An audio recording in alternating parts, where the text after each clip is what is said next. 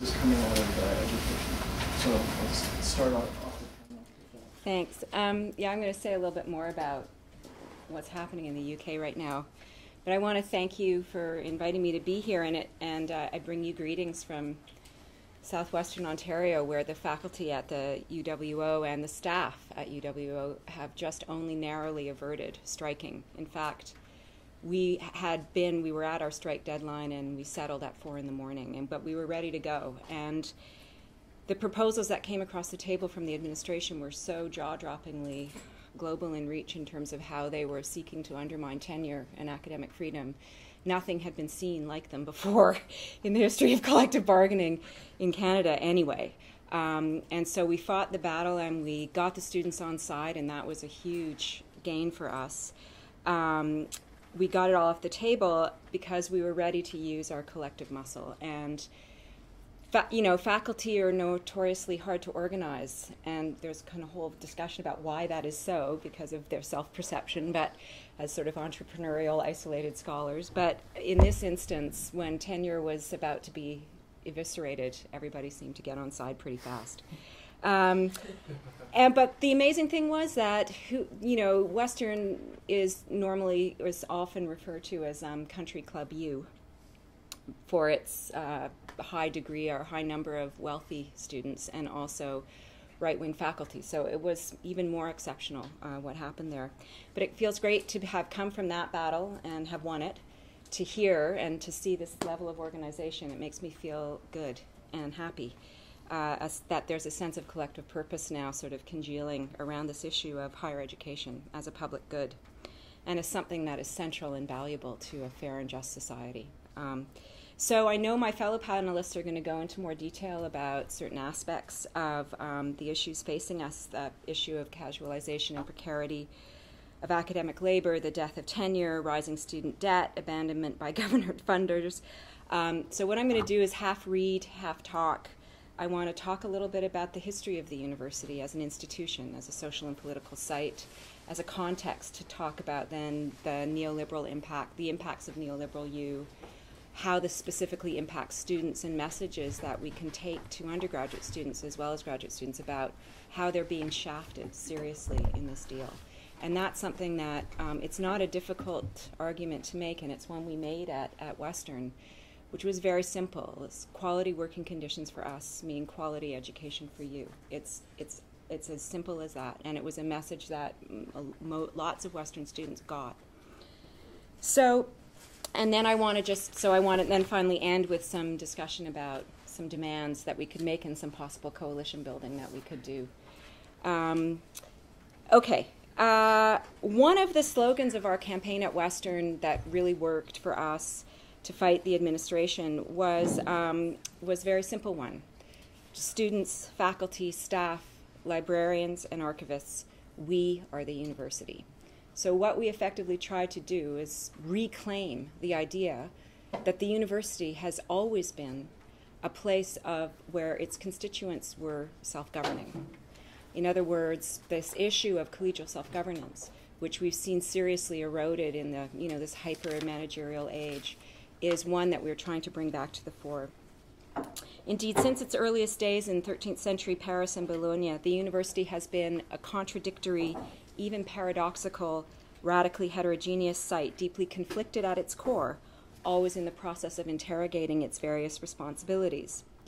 Society requires the university to serve it, but this service requires the university's detachment and freedom from external social determinations. The university enacts this paradox, asking for authorization from outside social agents, government or industry, in order to reflect upon, criticize, or challenge them. Jacques Derrida invokes the metaphor of moklos, or lever, to describe this contradiction or paradox. The quest for academic freedom and the need for an outside source to authorize that quest push against each other, functioning as a generative and productive lever, propelling the university forward through history. So from its earliest days, the university embodied conflict between external interests, the church, state, commerce, and internal radical opposition to those interests.